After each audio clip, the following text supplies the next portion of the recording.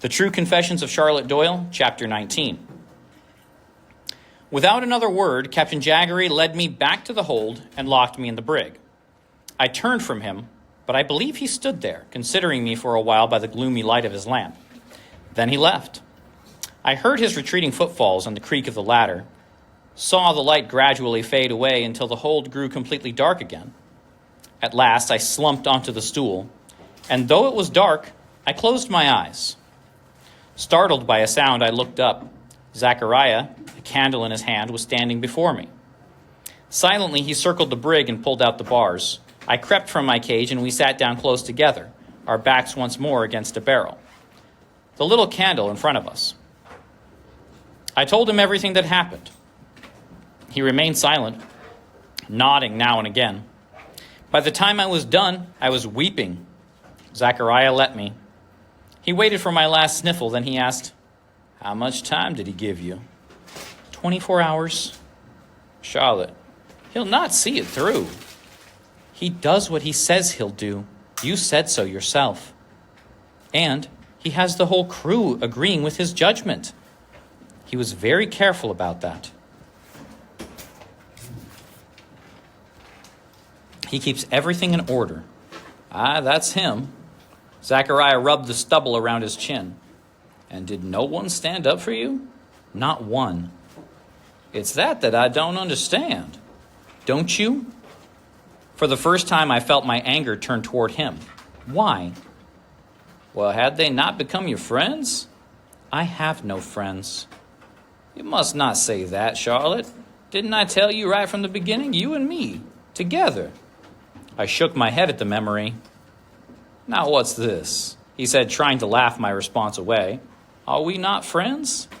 Zachariah, I'm going to be hanged. He made a gesture of dismissal. Nah, you won't. How can you be so sure? I wouldn't let him. You? You'd have to show yourself. What about your plan to go to the authorities? I'll give it up. After everything that's happened? Yes, of course. I don't believe you. Charlotte, why should you say that? When I kept silent, he said, Come now, Charlotte. Something else is preying upon your thoughts, something bitter. You must have it out. Don't tell me what I must or must not do. That's for Jaggery. Well, forgive me. This old man humbly requests you tell him what's on your mind. Zachariah, you haven't told me the truth. You must explain yourself, he said, looking at me hard. I retreated back into the brig. He pulled himself closer, pressing his face to the bars. Charlotte, now I'm truly begging you. You must tell me what you mean. Zachariah, I know who killed Mr. Hollybrass. Then why don't you speak it out so I can hear? I'm waiting for him to say it himself. There's an old seaman saying, Miss Doyle, the devil will tie any knot, except for the hangman's noose. That the sailor does for himself. Your silence is foolish, I beg of you. Who do you think it is? I pressed my lips tight. Miss Doyle, if you want to save your life, you must tell me. I'm trying to help you, but I cannot manage it without your thoughts. You have some choices, Miss Doyle. Shall I make them clear? If you prefer to dangle from the yardarm by your neck, or do you wish to walk free? What do you want, Miss Doyle? To live. Then speak. Mr. Zachariah, I already told you. I want the man to come forward himself. Most unlikely. Apparently so, I said with even greater bitterness. Something in my voice must have alerted him. He scrutinized me shrewdly.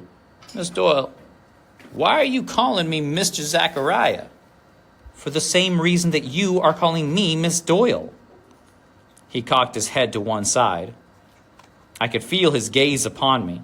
For a moment, I had the courage to return it, but quickly glanced away. Charlotte, you've grown suspicious of me. Am I correct? I nodded. Look at me now. I did. Is it truly possible you think I murdered Mr. Hollybrass? Yes. And why? You were there on deck. You had every reason to want him dead, and since I had told you, you knew where I'd left the dirk. I suppose you would have preferred to kill the captain, but thought the first mate would do. And no one would know, would they? Least of all Jackery. I'm certain that's what the rest of the crew believes, and that's why they wouldn't speak for me. It's to protect you, Zachariah, just as they've done all along. I can hardly blame them. I sank to the floor, crying again. For quite a time, Zachariah didn't speak, and the longer he remained silent, the more certain I was that I had uttered the truth. Charlotte, if you believed all that, why did you not say so before? Because you're the only one. You told me so yourself, and I believed you. You're the only one who can get off the Seahawk when we reach Providence and go to the authorities about Jaggery. And that's why you said nothing? Yes. It does you honor. I don't care about honor. I'd much rather live. But the least you could do is be honest with me. Charlotte, you do not have it correct. Well, I suppose I don't know everything. Charlotte, I did not kill Mr. Hollybrass. Listen, Charlotte, we shall either live by believing one another, or by not believing we shall die. I want to believe you. I do. I sank back down on the stool. For a long while, neither of us spoke. There seemed to be nothing to say. Then, in despair, I said, Zachariah, sometimes I think Jaggery's worked all this out so that you and I should blame one another. But you said he doesn't know you're alive. Repeat what you just said. What? That last thing you just said. About his not knowing you're alive? Yes. He moved from the brig and sat down. His mood totally changed. After a while, he said, Charlotte. What? When I was on deck during the storm, Jaggery saw me. His words sank in slowly. Zachariah, are you telling me the captain knows you're alive and has done nothing about it? Yes. When did he see you? As I said, during the storm, I was on deck trying to reach the main mast. Before or after you helped me? Before. Yes, I was bent into the wind, doubled over when I heard the voices arguing. I couldn't make 'em out at first. Then I saw Captain Jaggery and Mr. Hollybrass. It was they who were arguing, furiously. I heard Mr. Hollybrass accuse the captain of deliberately taking the Seahawk into the storm. Jaggery was enraged. I thought he was about to strike the man. Then I saw the first mate himself off while the captain turned toward me. At first, he didn't recognize me. He only swore, as I did. But then, what did he do? Nothing. Just stared in a wild sort of way. Mind you, the storm was growing worse, but before he could do or say anything, I headed for the foremast where I chanced to meet with you when you needed me. Didn't you wonder after the storm why he did nothing? Well, you yourself told me that when I helped you on the mast, you thought I was a ghost or an angel, perhaps. Think of Jaggery. If ever a man had guilty deeds locked in his thoughts, deeds enough to raise the dead from the 7 seas, he'd be the one. So after the storm, when he did nothing, I decided that was exactly what he thought. I was an apparition. His leaving me here was proof enough of that. How else to explain it? And therefore I was safe. I gazed at him through the bars, trying to grasp the full importance of what he was saying. Zachariah, I said slowly, trying to sort out my tumbling thoughts. During the trial, he made a point of asking me what happened to you. And you answered? Well, to make sure he didn't know, I said you died. But if he did know you were alive, he might also guess that we all knew it. And he might think, exactly as I did, that you killed Mr. Hollybrass, but he wouldn't say, so as to condemn you. Only with me gone, he could turn on you. He could not do it the other way around, for fear of my going to the authorities, as I threatened to do. Do you think he knows who really killed Mr. Hollybrass? Yeah, he might. But who? Zachariah grew thoughtful. To kill a hand during such a storm when everyone's desperately needed takes a kind of madness. Well then, who does that leave? We looked at each other, and we knew. The captain. It must have been he who killed Mr. Hollybrass. Charlotte, Mr. Hollybrass was Jaggery's only friend on this ship. Yes, people would think they were friends. No one would believe that it could be Captain Jaggery, but you told me they'd never sailed together. And I never saw much friendship between them. Did you? No. You said they argued. I saw some of that too, in the storm. You even thought Captain Jaggery lifted a hand to strike him after Mr. Hollybrass made an accusation of deliberately sailing into the storm. Would that be a serious charge? The owners would be greatly alarmed, but to kill him... Zachariah, he sees you. He knows you're alive. The crew, he realizes, must know it too. I'm a threat to him. So are you. And now, here's Mr. Hollybrass, another threat. But let him murder Mr. Hollybrass, and everyone would think that you did the crime. But then he accuses you. And see how much he's managed? Zachariah stared into the dark. Then slowly he said, the crew keeps silent to protect me, even as he hangs you. And once I'm gone, Zachariah, then he'll deal with you. Zachariah grew thoughtful. Finally, I heard him whisper, may the gods protect us. The excitement of our discovery ebbed. We sat in silence. In time, the candle went out. What can we do about any of this? Charlotte, we must force him to confess. He's too powerful. True, you'll not get any man to confess while he holds a gun and you have none. What do you mean? Charlotte, you see what happened when we rose up against him before. You've been in his quarters, haven't you? You must have seen that iron safe. It's full of muskets. You're not likely to get inside of that. No one knows where he keeps the key. I reached over and plucked at his arm. Zachariah, I know where he keeps it. Chapter 20. I scrambled from the brig and very quickly told Zachariah what had happened when I brought the information about the round robin to Captain Jaggery and how he removed a key from behind the portrait of his daughter and with it opened up the gun safe. I never thought to look there. Did you look? To be sure, if we could have secured that key and the guns, we would have taken him before. And I can promise you it's still true. I felt a surge of excitement. Is there anyone who goes into his cabin now? I don't know, but you could go. Me? Well, you know exactly where it is, don't you? But I'm supposed to be in here. Exactly. Zachariah, that would be insane. What if he caught me? Well, he could do no worse to you than he already intends to. I saw the gruesome logic in that. But even if I did get the key, then what? Jaggery has no more muskets. The men can be rallied again. What if their crew got their hands on the guns? What would they do? Well, I can't answer that. I don't want any more death. Get the key to me, Charlotte. The rest will follow. The enormity of the idea frightened me. Why shouldn't you get it to begin with? I wanted to know. If he catches me, Charlotte, he'll be free to get rid of us both. If it should happen to be you, and you fail, it would still leave me a chance to try and act. Try? Charlotte, that's all I can promise. I considered his reasons.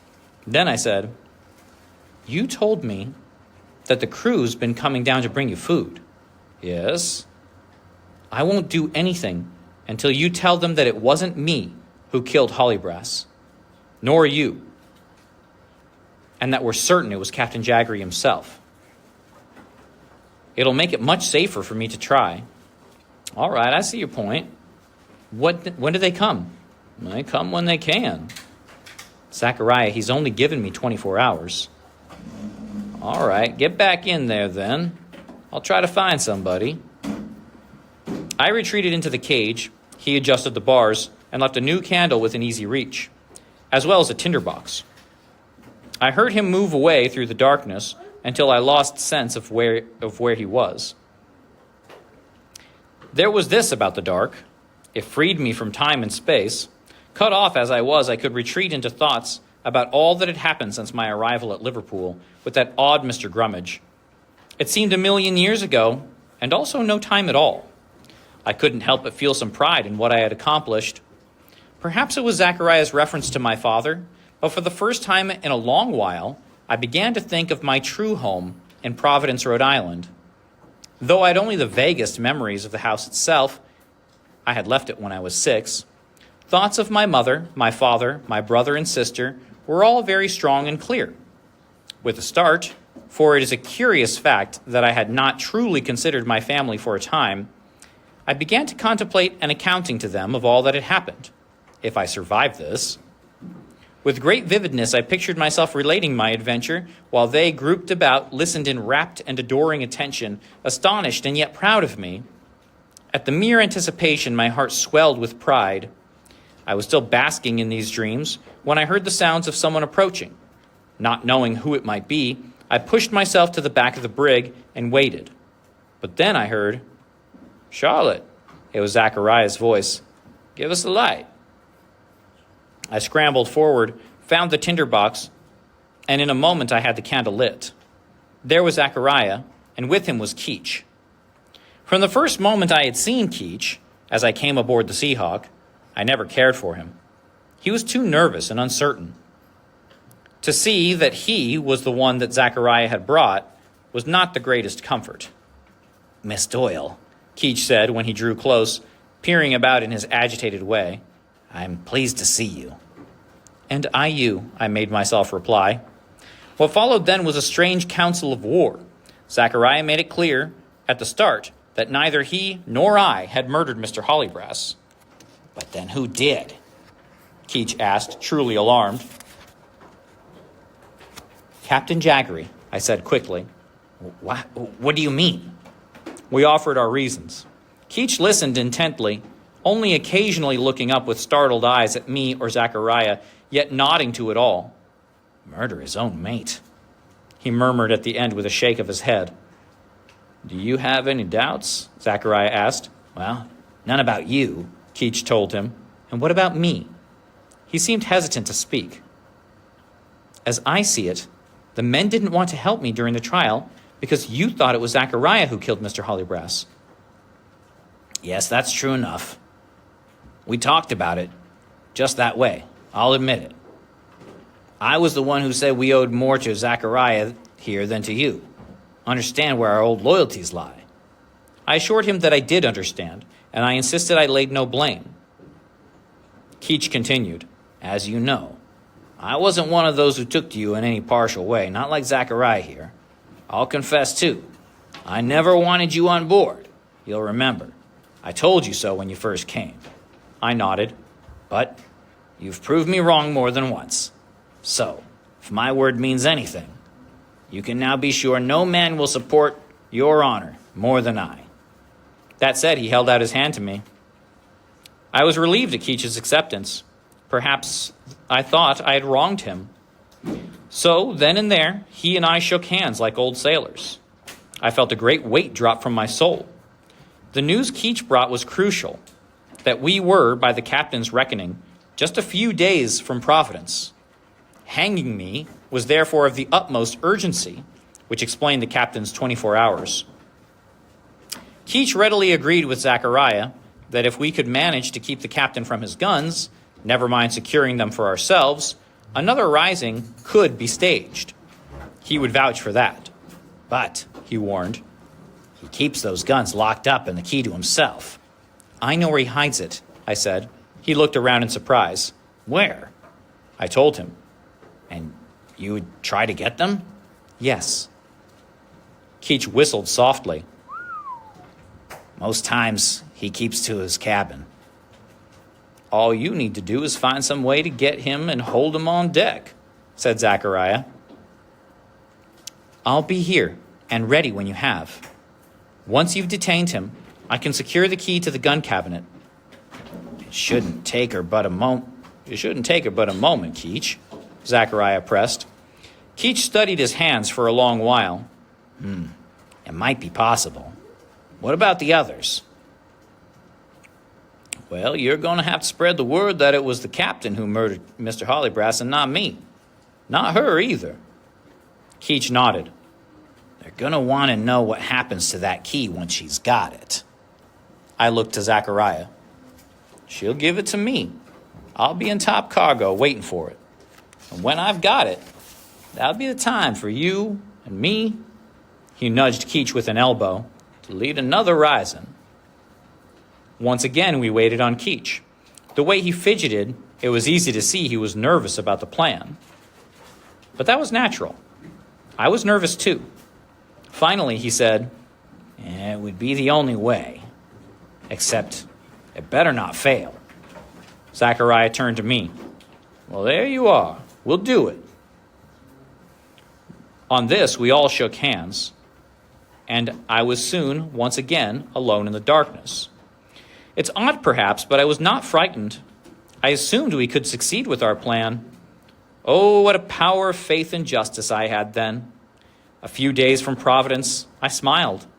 I would return to the life I led with my family, but now in America, where, so I had been long taught to believe, greater freedom held sway. I sat for the better part of an hour thinking not of what was about to happen, but of happy days ahead. I heard a sound. I started up, peering into the darkness. Zachariah, quite breathless, appeared before me. Charlotte, it's time. I crawled out of the brig. Zachariah had found a small lamp, a well-hooded one. This way, he whispered before I could ask him anything. We moved down to the hold toward the central cargo bay and its ladder. I looked up. It was quite dark above. What time is it? 2 bells into mid-watch. By shore reckoning, that would mean 1 o'clock at night. Couldn't we do this by daylight? Charlotte, you're scheduled to be hanged at dawn. My stomach rolled at that. My legs grew shaky. Zachariah put his hand on my arm as if he himself had caught my fear. You'll do just fine, he said. He closed down the lantern's hood to a mere slit and led the way up the ladder. I followed until we reached the top cargo. Once there, Zachariah signaled me toward the rear ladder. It would put me directly into steerage before the captain's cabin. Where will the captain be? Keach sent word that he's got him at the helm. He's managed to jam the wheel somehow and called the captain for instruction, roused him from his bed. How long will I have? Take him no more time than you need. And what about the rest of the crew? Word on that, too. They all know and they're waiting. Go on now, I'll watch you from here. I looked at him. Charlotte, it's this or the royal yard. I crept aloft, and soon I was standing alone in the empty steerage, listening. The steady wash of waves, bobbing and swaying of the ship, the creak and groan of the timbers all told me that the Seahawk was plowing toward home in a brisk wind. By chance, the door to my old cabin was open. As it swung to and fro, it banged irregularly, rusty hinges rasping. When had I heard that sound before? What came into my mind was my first night aboard the ship, when I lay upon my bed feeling so abandoned, how frightened I had been then, how little was there to be afraid of then. I even remembered voices I had heard outside my door at the time. Who had been speaking? I wondered, as though to keep myself from moving forward. What was said? Nervously, I glanced back over a shoulder through the steerage portal. While I could not see much, the soft glow that lay upon the deck told me that it must be a full or nearly full moon. I was glad of that. It meant there would be some light to see by in the captain's cabin. Yet, inexplicably, I remained standing there, wasting precious time, listening to my old door bang and creak, trying to rid myself of the fear that lay like a heavy ballast in the pit of my stomach, a notion that I had neglected to consider something about the voices I had heard that first night. The suspicion became rather like an invisible rope that held me. Try though I might, I could not find how to unbind it. A random plunge of the ship roused me to my business.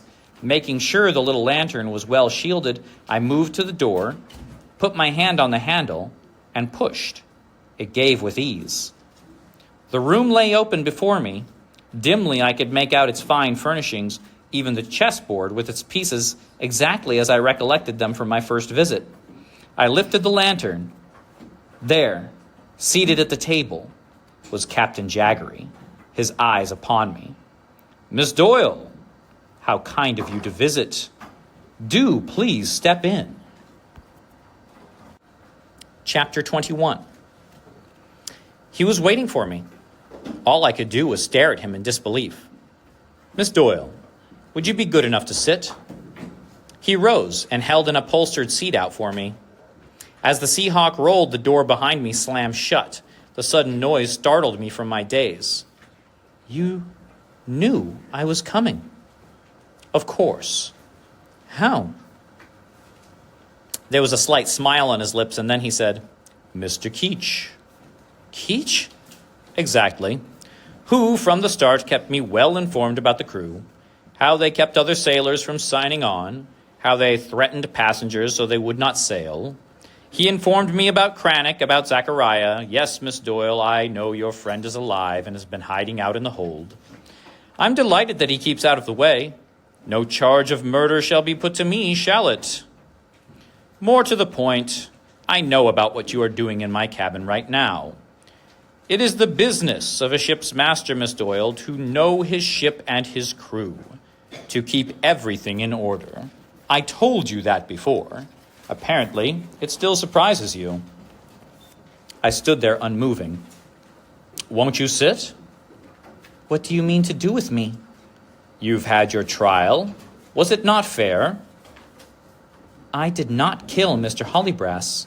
"Was the trial fair, Miss Doyle?" "It was you who killed him." He remained silent for a long while. Then at last he said, "Do you know why I despise you, Miss Doyle? Do you?" "No." "The world of a ship, Miss Doyle, is a world not without quarrels, sometimes bitter ones. But it is, Miss Doyle, a world that does work according to its own order. Now, when a voyage begins, everyone understands the rightful balance between commander and commanded. I can deal with the sailors, and they can deal with me. I need them to run the Seahawk, just as they need me to command. So, we live by a rough understanding, they and I. When this voyage began, I had high hopes that you would help me keep the crew in order with your ladylike ways. But you, Miss Doyle, you interfered with that order.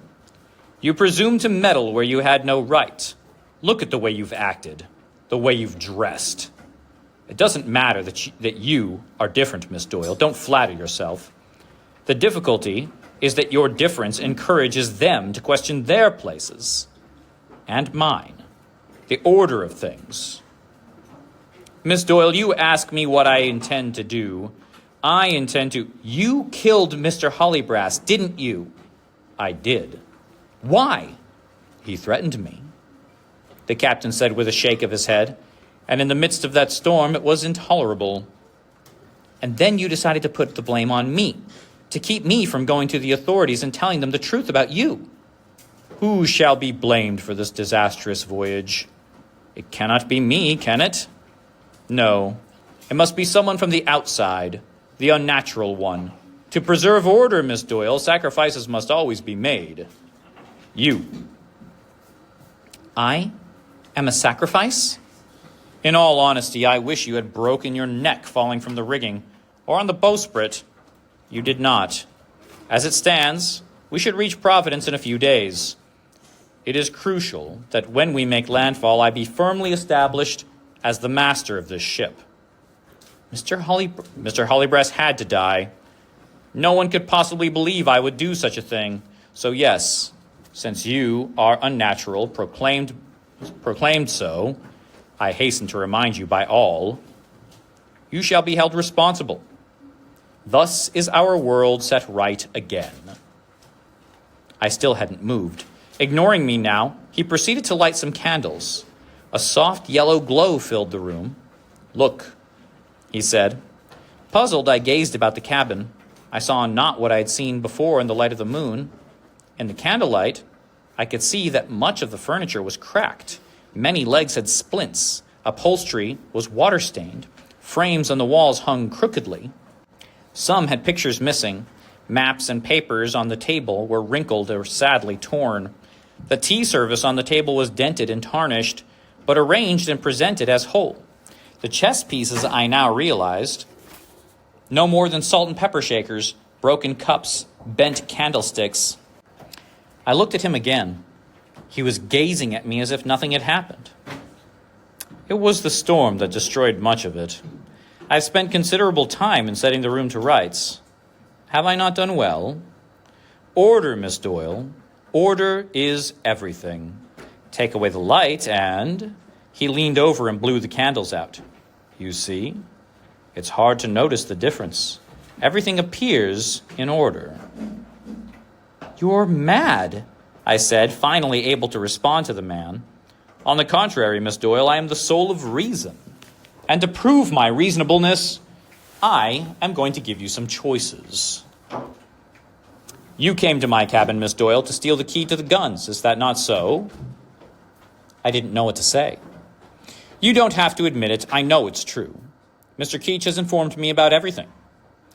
Even as he spoke, he reached into his jacket pocket and drew out the key. Here's the key you wanted, he said, tossing it. It landed by my feet. Take it up, Miss Doyle. Go to the cabinet. Take out any one of the muskets. They're all loaded. I will sit here. You may carry out the plan you and Zachariah concocted, but you must know that I will be murdered. But, Miss Doyle, do not doubt for an instant that the world will learn about your part in this. Do you think these sailors will keep quiet? Oh, no. Open that cabinet. You let out a scandal, horror, ruination, not just for you, your family, your father, and his firm. So, before you do that, consider another choice. He walked to the far corner of his cabin and picked up what looked like a bundle of clothing. He dumped that at my feet. I saw by the light of my lantern that it was my garments I had set aside weeks ago, it felt like a lifetime ago, for my disembarkation from the ship. White dress, stockings, shoes, gloves, bonnet, all in perfect order. Put these back on, Miss Doyle. Resume your place and station. Publicly renounce your ways. Beg me for mercy in front of the crew, and I, you have my word, will grant it. All will be restored to its proper balance. Like my cabin furnishings, a little dented and torn perhaps, but in the diminished light, no one need know. All reputations saved. Of course, there is a third choice. You had your trial, a verdict was reached, you could accept that verdict and be hanged. I'll even invent a story for your family. I'll say you got sick, had an accident, maybe the hurricane. So yes, the hanging is one of your choices. So, what shall it be? He clasped his hands together and sat in his chair and waited. Out on the deck, 3 bells rang. What if I don't accept any of them? Miss Doyle, I thought I made it clear there are no other choices. You're wrong, I said, and so saying, I turned and rushed out of his cabin, along the steerage, and into the waist of the ship. There was, as I had guessed, a full moon. It sat high in the sky of darkest blue, amidst shadowy, scuddling clouds. The sails on the forward mast were full, and fluttered with the tension of the wind. The sea hissed about the bow as the Seahawk rushed ahead. In a line upon the forecastle deck, the crew had gathered, and were looking down at me. When I turned to look at the quarterdeck, I saw Keach there, not far from the splintered stump of the main mast. Near him was Zachariah, with his hands bound in front of him. It took only a moment for me to realize that our entire conspiracy had been overthrown and turned against us. I stepped forward. Behind me, I heard Captain Jaggery at his door. I took a quick look. He had a pistol in his hand. As he emerged, I moved hastily across the deck. For a moment, all stood still, as if we were waiting for the other to move first. It was Captain Jaggery who broke the silence. "There stands your shipmate," he proclaimed to the crew. "She crept into my cabin and would have murdered me in my sleep if I had not awakened and managed to wrest away this pistol. Not enough to have murdered Mr. Hollybrass, she would have murdered me too. I tell you, she would murder you all." "It was Zachariah there," he continued to rant, "hiding, pretending injury to keep from work, who let her out and set her on this murderous plot. She had her trial, she had her verdict, to which you all agreed. Only just now I gave her yet another way to release herself from her punishment of hanging. I begged her to put on her proper dress. I told her I would find it in my heart to forgive her. She refused." "He's lying," I called out. "He's trying to save himself. He's the one who killed Hollybrass. He admitted it." "She's the one who lies," the captain cried, pointing his pistol at me now toward the crew, which made them visibly flinch. "The truth is she wants to take over this ship. Yes, she does. Would you stand for that? Do you wish to put into port and have this girl spread slander that she, a girl, took command of this ship? Took command over each and every one of you? Is that what you want? A girl? Would you ever be able to hold your heads up in any port in the world again? Think of the shame of it." I had begun to edge toward the steps to the forecastle deck, thinking the men there would stand behind me. But as I approached, none moved forward. I stopped. "You mustn't believe him," I begged them. "Don't be afraid of her. Look at her. She's nothing but an unnatural girl, a girl trying to act like a man, trying to be a man. She can only harm you by living. Let her have her punishment." I started up the forecastle steps. The men began to back away. Horrified, I paused. I sought out Barlow, Ewing, Grimes, Fisk. Each in turn seemed to shrink away from my look. I turned back. Captain Jaggery fingered the pistol in his hand. "Take her," he commanded. But that far they would not go. And the captain, who saw this as soon as I, now began to advance toward me himself. I backed away from him until I was atop the forecastle deck. The line of crew had split, some to either side. "Help me!" I appealed to them again, but though they were deaf to Captain Jaggery, they were equally deaf to me. The captain, in careful pursuit, now slowly mounted the steps to the forecastle. I retreated to the bow, past the capstan, on a line with the cathead. He kept on coming. Against the moon, he seemed to be a faceless shadow, a shadow broken only by the dagger-like glitter of the pistol that caught the light of the moon. My heart hammered so I could hardly breathe. I looked for a way to escape, but found none. The bow seemed to dance under my feet. Frantically, I looked behind me. There was little space now between me and the sea. Still, the captain closed in. I scrambled back, high into the forepeak. He stopped, braced his legs wide, extended his arm and pistol. I could see his hand tighten. The bow plunged. The deck bucked. He fired all the same. The shot went wide, and in a rage, he flung the pistol at me. I stumbled backward and tripped. He made a lunge at me, but I, reacting with more panic than reason, scrambled down onto the bowsprit itself, grabbing the back rope to keep from falling. Clinging desperately to the rope, the ship plunged madly again. I kept edging further out onto the bowsprit, all the while looking back at Captain Jaggery. In the next moment, he scrambled after me. I pushed past the trembling sails. Below, the sea rose and fell. Vaguely, I sensed that the captain had rushed forward to watch what was happening. There was no more back rope to hold on to, and the captain continued to inch forward. He seemed to intend on pushing me off. There was only a few feet between us. With a snarl, he lunged at me with both hands. Even as he did, the Seahawk plunged. In that instant, Captain Jaggery lost his footing. His arms flew out wide, but he was teetering off balance and began to fall. One hand reached desperately out for me. With an instinctive gesture, I jumped toward him. For a brief moment, our fingers linked and held. Then the ship plunged again, and he tumbled into the waves.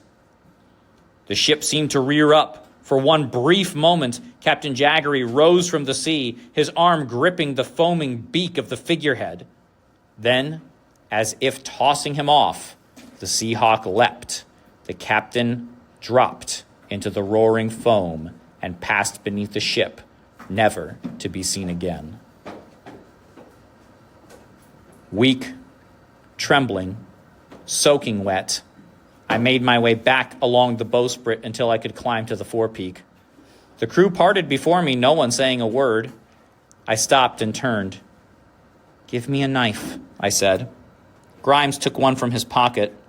I hurried across the deck to where Zachariah still stood. Keach had fled his side. I cut the rope that bound Zachariah's hands, and then I embraced him as he did me. Finally, he walked to the quarterdeck rail. As if summoned, the crew gathered below. "Shipmates," Zachariah cried, "it is needful that we have a captain. Not Keach, for he was an informer and should be put in the brig.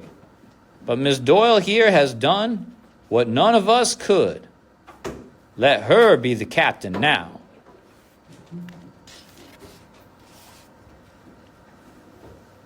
Chapter 22.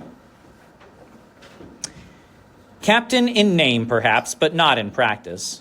I was too aware of all that I had yet to learn for that. Besides, as Zachariah would acknowledge later, the fact that I was the daughter of an officer in the company that owned the Seahawk was no small factor in my formal elevation.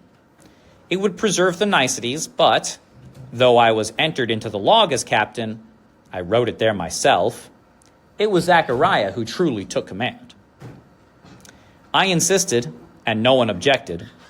The crew chose their mates, Fisk and Barlow, and assembled themselves into 2 watches, and managed well enough. Johnson was more than happy to return to the forecastle. Regarding Captain Jaggery, the log read simply.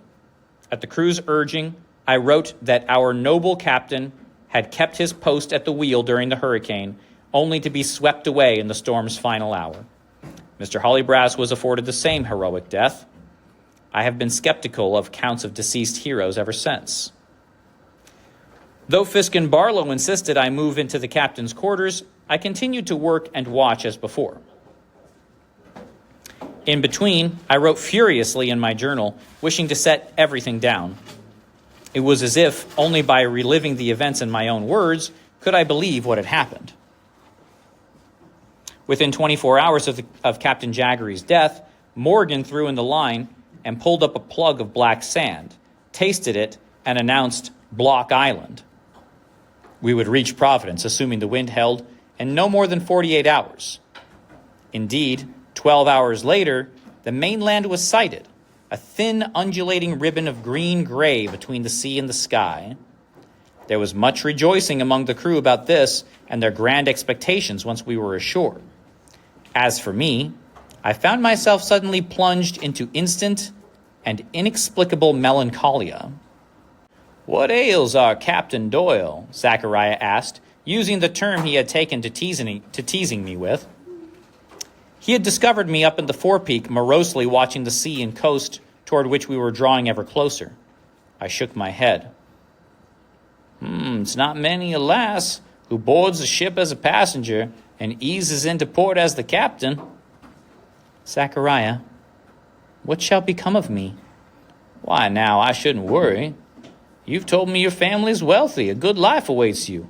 And Charlotte, you've gained the firm friendship of every Jack here, not to speak on the memories that the young rarely gain. It's been a voyage to remember." "Where's your home?" East coast of Africa." "Were you a slave?" "Not I." "And did you want to become a sailor?" That question he didn't answer right away, but when he did, he spoke in a less jovial tone. "I ran away from home." "Why?" "I was young. The world was big. My home was small." "Did you ever go back?" He shook his head. "You never wanted to?" "Oh, yes, often. But I didn't know if I'd be welcome, or what I might find. Do you remember, Charlotte, when I first told you when you came aboard, that you, a girl, and me, an old black man, we were unique to the sea?" "Yes." "The greater fact is, I'm unique everywhere." "And what about me?" "Who can say now? I can only tell you this, Charlotte. The A sailor chooses the wind that takes the ship from a safe port. Oh, yes, but once you're abroad, as you've seen, the winds have a mind of their own. Be careful, Charlotte. Careful of the wind you choose. Zachariah, won't anyone in Providence ask what happened? Well, the thing we'll do is remind the owners that we managed to bring the Seahawk into port with their cargo intact. It's true we lost the captain and the first mate, but they died, don't you see, doing their duty. Don't you think Keach will talk? No, he's too grateful we spared his life. Besides, Jaggery had some hold on him, blackmail of some kind, so Keach is free of that now too. What about Mr. Cranach? Never on board. I promise you, Charlotte, the owners will be sorrowful for all the loss, but their tears won't be enough water to float a hat.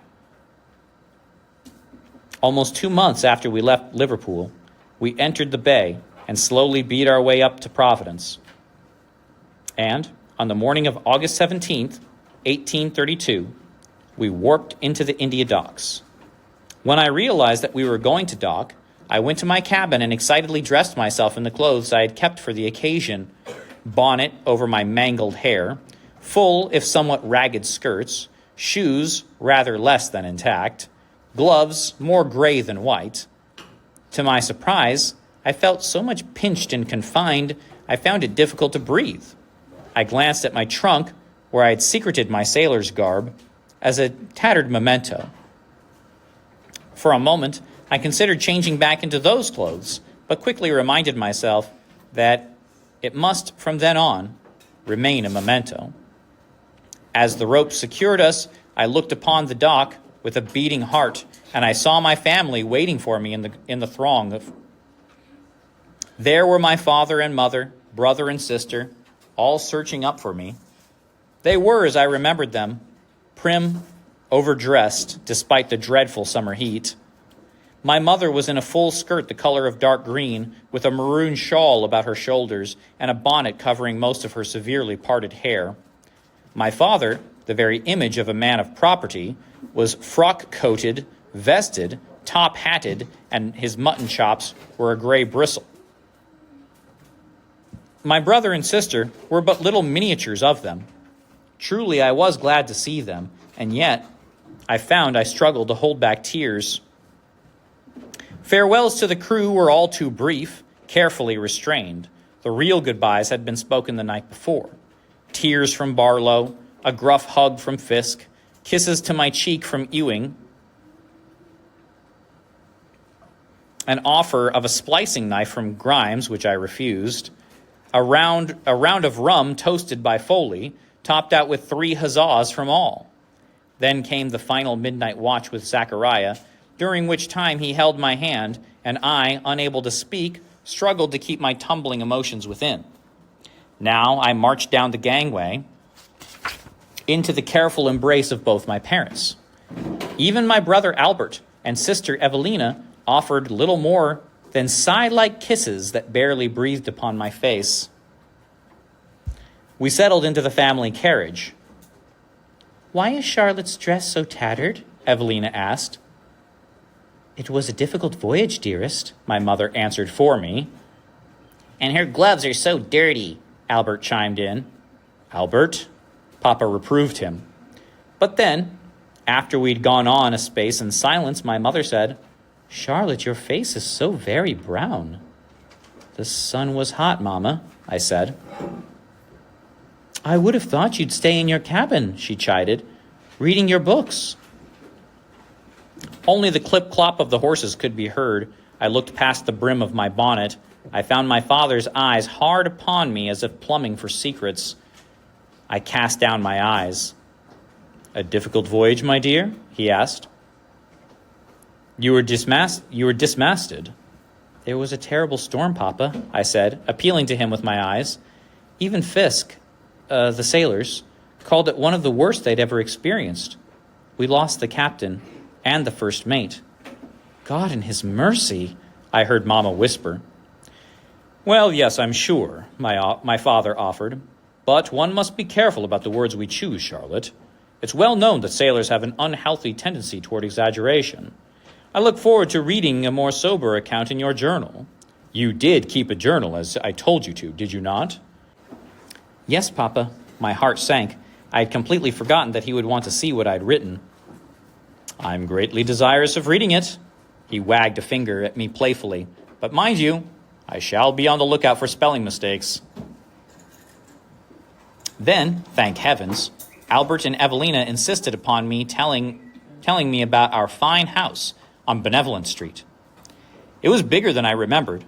Great columns graced the doorway. Huge draped windows, like owl eyes, faced the street. Its full 2 stories put me in mind of an English fortress. Then we were safely inside, standing in the large foyer before a grand stairway. It seemed immense to me, and dark, cut off after so many days from sun and air. With my father looking on, Mama gently removed my bonnet. When she saw my mangled hair, she gasped. Charlotte, what happened? Lice, I heard myself saying, one of the few explanations I had rehearsed. She gasped again, and before I could restrain her, she took up my hands in pity. Poor girl, such awfulness. Even as she stood there holding my hands, a strange look passed across her face. Slowly, she turned my hands over and gazed at the palms, then touched them with her fingertips. And your hands, they're so hard. I had to do my own washing, Mama. Dear Charlotte, I'm so frightfully sorry. Mother, Papa said, perhaps we should move on to breakfast together. He offered me his arm. I took it gratefully. We walked into the dining room. The table was laid with white cloth, fine china plate and silver. Breaking from Father, I started to sit. Let your mother sit first, my dear, I heard him say. As we began to eat, my father said, Am I to understand, Charlotte, as the shipping agent informed me, that those other families, the ones who had promised to be there with you during the voyage, did not fulfill their pledge? No, Papa. They never came to the ship. How dreadfully lonely for you, Mother said, shaking her head sadly. 2 months with no one to talk to? Evelina exclaimed. Of course I talked, silly. But to whom? Albert asked in puzzlement. The men, the sailors. The men, Charlotte? My mother said with a frown. Well, you see. You mean the captain, do you not, Charlotte? Father suggested. Oh, no, not just him, Papa. You see, a ship is so small. Suddenly, my father interjected. We seem to be lacking butter. I'll get it, I said, pushing back my chair. Charlotte, sit down. He turned to the maid, who was waiting nearby. Mary, butter. The maid curtsied and went out. When I turned back around, I found my sister staring at me. What is it? I just thought of what you looked like. What? She wrinkled her nose. An Indian. Albert laughed. Children, my father cried. With much effort, Albert and Evelina sat still. Charlotte, I heard my mother ask, how did you pass your time? Oh, Mama, you have no idea how much work there is on... My father abruptly took out his watch. It's much later than I thought. Evelina and Albert have their lesson in the nursery. Miss Van Rogoff, their tutor, will be waiting for them. Children? Now struggling to suppress their giggles, Albert and Evelina rose from their seats. You may go now. Once they had gone, the room became very quiet. My mother was looking at me as if I were a stranger. My father's gaze was his most severe. The sailors were very kind to me. I could hardly be expected. You must be fatigued. I think some rest will do you some good. I'm very awake, Papa. I've grown used to very little sleep, and... Charlotte, you are tired, and you wish to go to your room. But... Charlotte, you mustn't contradict your father, my mother whispered. I rose from my seat. I don't know where my room is. Mary, ask Bridget to come in. Mary appeared in a moment with another maid, a girl not much older than I. Bridget, take Miss Charlotte to her room. Help her with her bathing and change of clothes. Yes, sir. Bridget led the way. My room was on the right side of the house on the second floor. Its windows faced the rear garden, where a trestle of roses were in radiant bloom. I stood at the windows, gazing down on the earth and flowers, and told myself again and again, "This is home. This is home." I heard a sound behind me. A man, yet another servant I assumed, brought in my trunk and opened it. Then he left. I went back to staring out at the garden. "If you please, miss," I heard Bridget say, "your father said I was to bathe and dress you." "Bridget, my name's not Miss, it's Charlotte." "I'll not be wanting to take the liberty, miss." I turned to face her. "Even if I asked you to?" "I don't think the master would approve, miss." "But if I asked you?" "Not wishing to be impertinent, miss. But it's the master who pays my wages." I looked into her eyes. Bridget looked down. I felt a pain gather about my heart. There was a soft knock on the door. "Shall I answer it, miss?" "Yes, please." Bridget opened the door to another maid, Mary. Mary entered and curtsied. "Miss," she said to me, "master asked that Bridget and I destroy all your old clothing, miss. He also requested that I bring your journal down to him." I looked at the two of them. The timidity of their postures, the unwillingness to engage me with their eyes. "Mary," I said, "that is your name, isn't it?" "Yes, miss." "Would you call me Charlotte if I asked you to? Would you be my friend?" Mary stole a nervous glance at Bridget. "Would you?" "I shouldn't think so, miss." "But why?" "Master wouldn't have it, miss. I would be dismissed." I couldn't even reply. Then, after a moment, Mary said, "I'll be happy to take the journal down, miss." "Shall I fetch it, miss?" I went to the trunk, found the book, and gave it to Mary. She curtsied, and without another word, and still avoiding my look, stepped soundlessly from the room, shutting the door behind her. I went back to the window. "Shall I assume that all the clothes in the trunk, miss, are old?" "What will happen to them?" "Give them to the poor, I should think, miss. The mistress is very kind that way." "There's one thing I want to save," I had the wits to tell her. Hurriedly, I removed my sailor's clothing. "Are those to be kept, miss?" Bridget asked in puzzlement. "Yes, I want to show them to my parents," I lied. "Very good, miss." My trunk was unpacked. I bathed. How strange that was. The filth fairly floated off of me. I dressed, helped or rather interfered with, despite my protestations, by Bridget. But instead of going downstairs, I dismissed her and sat on my bed, marveling at its softness. In truth, I was trying to compose myself. I was afraid to go downstairs. A call I knew would come soon enough, but as I sat there, a memory of my first moments upon the Seahawk came to me. How alone I felt then. How alone I was now. "Oh, Zachariah," I whispered to myself, "where are you? Why don't you come for me?" It was my father's call that came, but not before 2 hours had passed. Mary returned with the request that I go directly to the parlor. With a madly beating heart, I started down the broad carpeted stairs, my hands caressing the highly polished balustrade. Before the massive doors to the room, I paused and drew in a breath. Then I knocked. "Come in," I heard my father say. I entered. My mother was seated in a chair. My father was by her side, standing with his legs slightly apart, as if bracing himself. A hand gripped on one of his jacket lapels. The other rested protectively on Mama's shoulder. She stared down at the carpet. "Charlotte, please shut the door behind you." I did so. "Now come and stand before us." "Yes, Papa." I advanced to the place indicated by my father's pointed finger. Only then did I notice that the room, even for an August midday, was uncommonly warm. I glanced toward the fireplace and was startled to see a blaze there. It took me another moment to realize that my journal was being consumed by flames. I made a move toward it. "Stop! Let it burn." "But to ash!" I turned to them in disbelief. "Charlotte, I have read your journal carefully. I have read some of it, not all, to your mother. I could say a number of things, but in fact I will only say a few. When I have done, we shall not speak of any of this again. Is that understood?" "But is it understood, Charlotte?" Yes, Papa. When I sent you to the Barrington School for Better Girls, I had been, I believed, reliably informed that it would provide you with an education consistent with your station in life.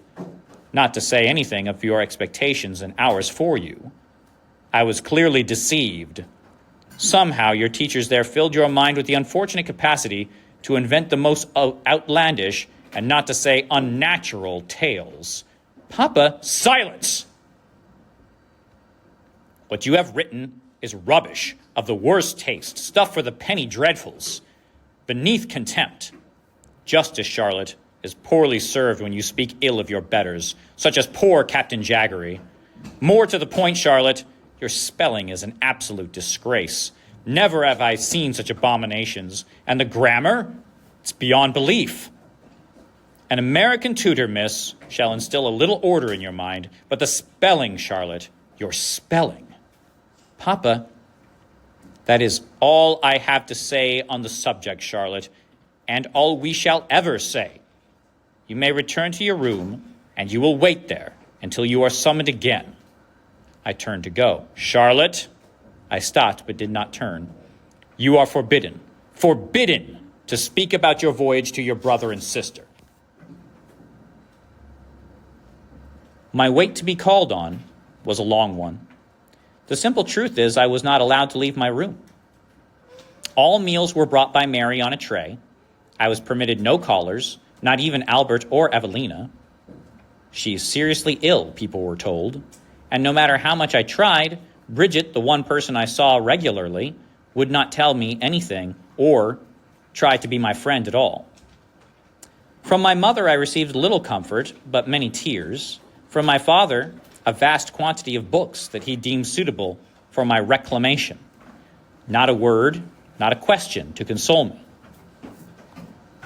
But I did not read. Instead, I used the books as blank pages, the margins, even mostly empty title pages, to set down secretly what had happened during my voyage. It was my way of fixing all the details in my mind forever. 1 week had passed in this fashion when I thought to ask Bridget for a newspaper. I'll have to request it from the master. Bridget, for every day you bring me a newspaper without telling my father, I shall give you a gift. Bridget gazed at me. After a momentary search of my vanity table, I selected a pearl-headed hairpin and held it up. Like this, I said. She complied with my request. Within a week, I found what I was searching for under the listings of departures for Europe. Brig, Seahawk, to sail on September 9th by the morning's tide. Captain Roderick Fisk, master. For the next few days, I made such a show of concentrating hard on my books that I was finally permitted to have my evening meals with the family downstairs.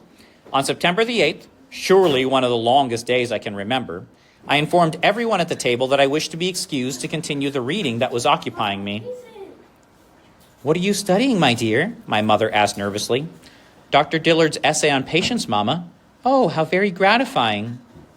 Later that evening, I was informed that my father wished for me to come to his study. I went down and knocked on his door. Enter. He was sitting in his reading chair, an open book in front of him. He looked up, closed his book, and drew me forward with a gentle gesture of his hand. You're making progress, Charlotte. I wish to commend you. I do. Thank you, Papa. You are young, Charlotte. The young are capable of absorbing many shocks and still maintaining an orderly life, I offered. He smiled, the first true smile I'd seen in a long while. Yes, exactly, Charlotte, orderly. You give me much hope. You and I now understand each other perfectly. Good night, my dear girl. Good night. Good night, Papa. I bathed. I let Bridget supervise me going to bed. By 2 o'clock in the morning, all was perfectly still. I slipped out of the bed from the bottom drawer of my bureau, took from beneath my paper-layered frocks the sailor's clothes that Zachariah had made for me. I changed into them. I opened the window to my room. It was child's play for me to climb down the trestle. I almost laughed. Within a half hour, I was on the India docks standing in front of the Seahawk, everything was dark except for a lantern fore and aft. The new mainmast had been put in. As I watched from the shadows, there were some bales of goods As I watched from the shadow of some bales of goods, I saw someone on watch, pacing the quarterdeck. At one point, he proceeded to the bell and rang out the time, 4 bells. Each clang sent shivers up and down my spine. Boldly now I walked up the gangplank. "Who is that?" I said nothing. "Who is it?" Now I was certain of the voice. "Zachariah? Charlotte?" "I've decided to come home." By morning's tide and a southwest wind, the Seahawk sailed away. As it did, I was clinging to the topgallant spar below a billowing royal yard.